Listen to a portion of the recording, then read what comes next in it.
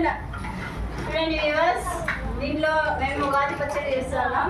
Sairam school Kadapa, Ashok Nagar. బెల్లం after మామిడికాయలు, సన్నగా తరిగిన మామిడికాయలు, ఉప్పు, కారం, అదో ఈ వేప పువ్వు అనేది ఇది వేస్తే వగరుకి అంట.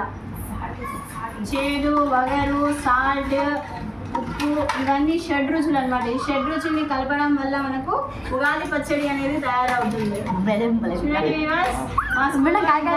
ఘనంగా ఉగాది పచ్చడిని తయారు చేస్తున్నాం అండ్ సెలబ్రేట్ చేస్తున్నాం. చింతపండు వచ్చేసి పులుపుకు. ఉగాది నామ వాసునామ సంవత్సరమా